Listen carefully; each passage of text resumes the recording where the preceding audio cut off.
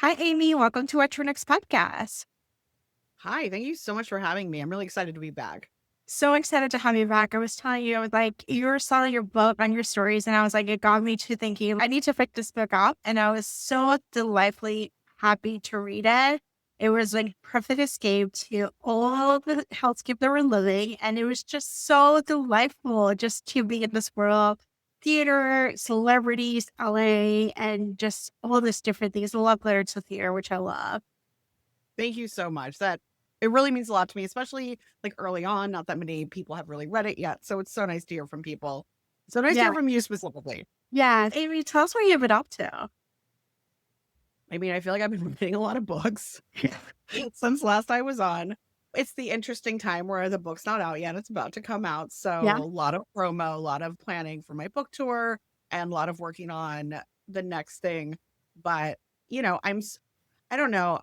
Like you said, times are bleak. It's nice to be working on stories about queer joy and about stories that center women in a society that feels increasingly, not that it's ever been super cool, but like increasingly uncool. So I feel really fortunate that I'm still out here doing like what I've been doing. Yeah. I remember you coming in the show, I don't know, when the series started, like 4 or 5 years ago. And at the time, it was like there was not a lot of sapphic romances, there was not a lot of stuff. And it's been so wonderful to see like a great number of new sapphic romances all types, celebrities, not celebrities, Grumpy Sunshine, Butch, everything. Like, Fem, it doesn't really matter. We are getting stories being told of queer joy. Because so much about queer literature has been about the trauma of AIDS and all the different things. And there's something to be said about the queer joy. It's such a nice little reminder that we can actually have fun, we can have happily ever after, and everything's gonna be Yes. okay. Well, and I think too that those of us who are older generations know what it used to be like to try to find a book. If you wanted a book with characters, you're probably going to have to encounter some tragedy Yeah, and some sense of, well, if they get happiness, they've earned it. yeah, And straight people don't have to earn their happiness, they just show up. And like you said, I'm so excited that these are just a lot of the books being centered now are ones without the tragedy.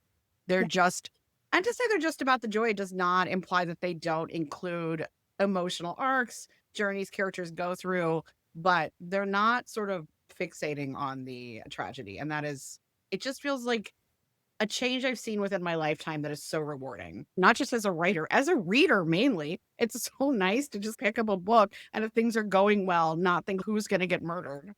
yes. And there's like nuance. Like we can actually look at the spectrum and not think of just one way or one stereotypical way of doing. There's nuance about characters. There's the spectrum about even mental health and different ways to come about. So even in our spotlight, we have a closeted character who has to come to terms. And it's not the big coming out. It's not this place of this dire need that we grew up in the 90s where it was like this, your world's going to fall apart if you came out. Your It's friends interesting really, it's interesting you mentioned that though, because honestly, I have sort of in the past shied away from coming out narratives because I did feel like they were of a time where it was so associated with tragedy. And on top of that, like centering the feelings of straight people. Oh, yeah, what will they think if I come out? My first young adult novels that were queer, I very much was like trying to not make it that much about coming out, if at all. Like my goal was to just not dwell on that. And so there's so much in her spotlight that's about coming out and about having not always the best feelings about your own sexuality. And I felt like one reason I could do that was because, like you said, there's so much more nuance and representation now that I felt like, well, there's so much joy now that if I spend some time on this and why this can be sad and isolating, and the fact that it's not about your sexuality, but it's about society and how they treat you, yeah, and yet still not like revel in the darkness, like still have it ultimately be about community and light.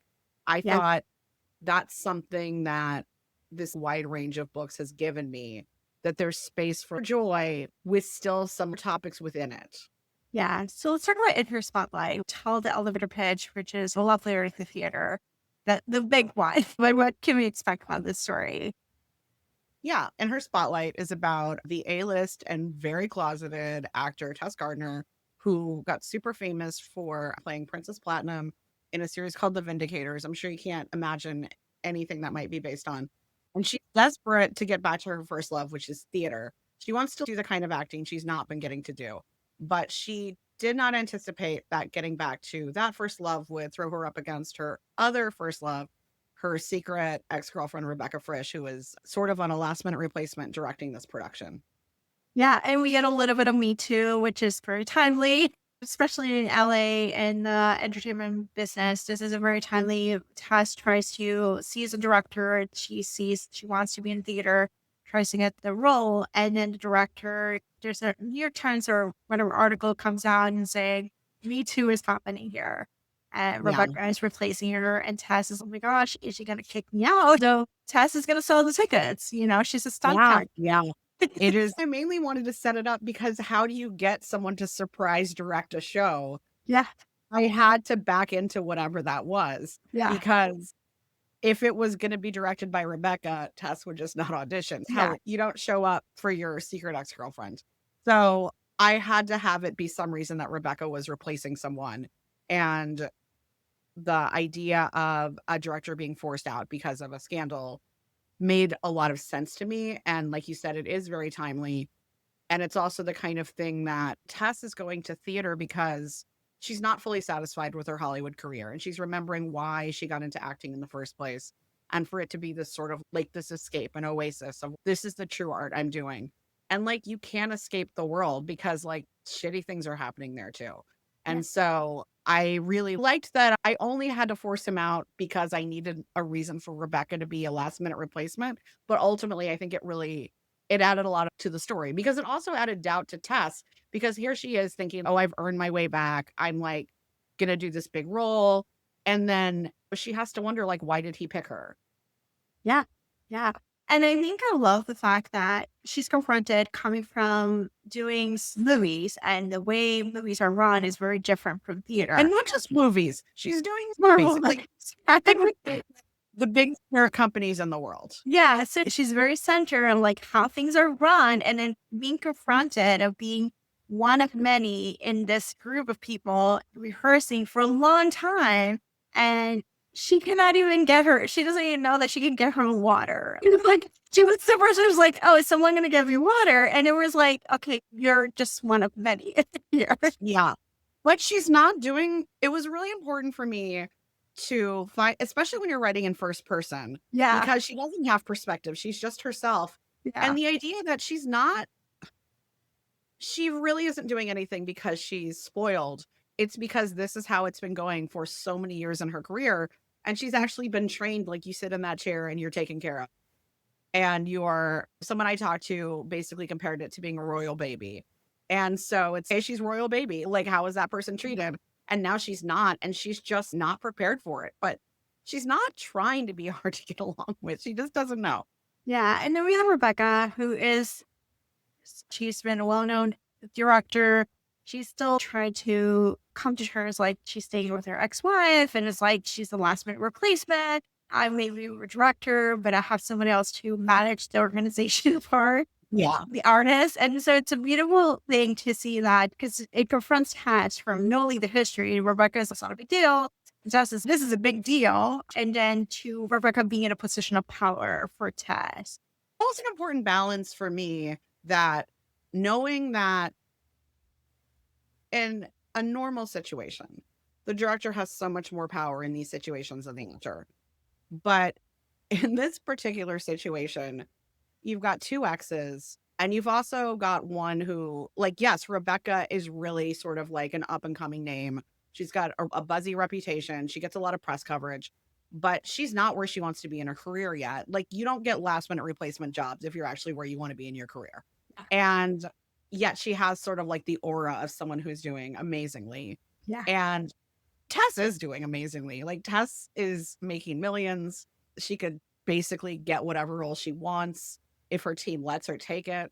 And it's an interesting the power balance between them, especially as spoiler alert, this is a romance, especially as their relationship rekindles. It's well, where does that leave you when the previous director had to resign because of these allegations that he used his standing to force women into positions they might not be in otherwise. I thought a lot about the responsibility of portraying like a really consensual relationship between two people. Yeah, and it worked. It really Thank worked. you. So we got to talk about the other books in the series because this is part of the companion standalone series. Yes, I do want to highlight companion, standalone, whatever one. If you're like, oh, theater, great, read this one first. You will be fine. You will meet some other characters. And the only thing you'll be spoiled on is that everyone gets together with their love interest, which is spoiled by the fact that they are romance novels. So, like, you are fine. Read them in whatever order appeals to you or that you see them at your bookstore. Yeah, so it's a very LA centric. Literally the Out in Hollywood series. Yeah, it is a sense of you feel like you're in LA, you feel like you're entertainment business. There's so from a ghostwriter for celebrities, agent, an email ghostwriter to PR and management and all these different things. You see parts of the entertainment business. So there's multiple books. If you finish it her spotlight, there's books to come back to, and they're all delightful too. Thank you. All right, so let's talk some book recommendations. What type of books do you want to recommend our listeners to pick up? Well, I will talk about some Sapphic books today because I feel like that's where we are. But I mean, I always say I read everything. I don't think I really read everything. But, obviously I read romance. I love literary fiction. I read a lot of nonfiction. I feel like memoir I've gotten more into recently. So, yeah, I think everyone is a stronger writer and reader when you read cross genre Yes. because you can be inspired by things. I think other genres do, like romance does some things amazingly, and then other genres do other things amazingly. And sometimes there's overlap and sometimes there's not. I love sort of getting inspired by other pieces of writing that may not literally have to do with what you're working on, but like maybe there's an emotional cue, maybe there's some symbolism that you can pull from. I sort of love having all that in the mix. So we got to talk about nonfiction because a lot of times we're talking fiction and books to stay. What kind of nonfiction do you go to? I know you mentioned memoirs, but are there any like Robin Hood? You're like deep dive and do you see a book like that about a topic or a specific area that you like hone in? You're like, I gotta read this. For me, it's pop culture, any type of millennial, any type of specific things related to it, and memoirs related are my go-to nonfiction candy. Yeah, I will read so much nonfiction. I was like a year and a half ago, I did this really great event at the Santa Barbara Library all about romance. And everyone was like, what's on your bookshelf right now? And it was me and other two authors, and they both were reading these like romance novels that sounded amazingly. And I was like, oh, I'm reading The Oral History of 9/11. Text. That was actually a good book, by the way. Oh my God, it's such a good book. Yes. So I really I love a deep dive. I love sort of modern history, like covering something that's been within my lifetime. Yes. I'm really interested in really smart takes on pop culture. Alice Bolin is really good at writing about that. I think Sophie Gilbert had the sort of like millennial pop culture book that came out last year that was so wonderful. So I love all of that. I'm really into sort of sociology of sort of just to really distill it, but the two Americas, I think I can't quite get enough of that, even though why? It just makes me sad.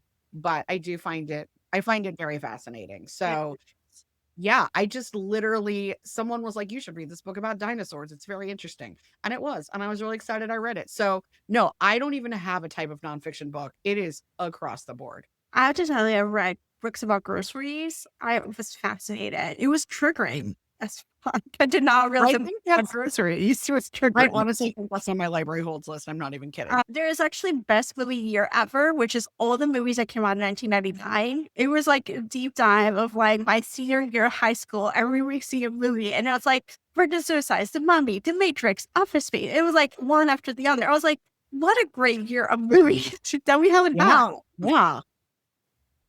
So there's something for nonfiction. I feel like people are intimidated by it or like, it's all boring. There's always something for it. Yes, I agree. And I feel like I'm so glad we're talking about this because if you were out there and you think, I feel the same way about litfic because I see so many, like back in the day of Twitter, RIP, people would say, oh, I don't want to read litfic. I don't care about 40-year-old men who are sad and doing their taxes. I'm like, you guys, litfic is so horny. There are so many young women characters making terrible choices that are very relatable and fun. Like, whatever you think you're getting out of romance, like as long as you can set aside the guaranteed happy ending, I promise you're going to get a lot of the other stuff So I think like anytime you are afraid of a certain genre, talk to people who read it and find out because yeah, nonfiction, not boring. I'm sure, yeah, there are boring books within it, but there's Yeah. boring books all over. Yeah. There's so many fascinating topics. All right, let's talk about Sapphic books. Do you have Sapphic romances? You got a little bit of everything there. Yeah, yeah. There's a book that just came out that I did blurb called Rooting Interest by Kat Tasabato. This is a sapphic romance about a sports reporter and a WNBA player. It's so beautifully written. It's really hot. It's just, it has something I like in it, which is there's stuff about career and ambition as well. Because to me, like the perfect romance is not just about a story of the romance, it's about the rest of their lives.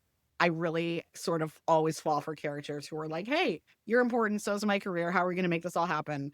And it's the prose is just, oh, it's so well written. I really recommend this book. Oh my gosh, I'm excited. And you also have Flirting Lessons by Jasmine Guillory. Yes. I mean, everyone knows Jasmine Guillory is the queen of romance, and Yeah. it's her first sapphic book. I hope not the last one because, oh, so glad. Romances set in California in wine country. And I love like a dummies to lovers, like two people who are just like, oh, we're just doing this other thing. And you're like, okay, okay, we know what's happening between you two. That is always very appealing to me. Yes. I think you have Lovely King. You read what, Writers and Lovers? I just reread Writers and Lovers because I picked up Heart the Lover Yeah. when it came out. And I knew that I don't know, is this a prequel? Is it a sequel? Is it a companion? I don't know what it is, but I don't remember Writers and Lovers enough to feel like I'm going to gain things from this. So I reread that first. That is such a beautiful book. If you haven't read it, it is it's beautifully written. It contains so many truths about being a woman, about being a writer, about having the ambition to write, but also how hard it is, how much our society is constantly just, oh yeah, you're never going to be successful. Who cares?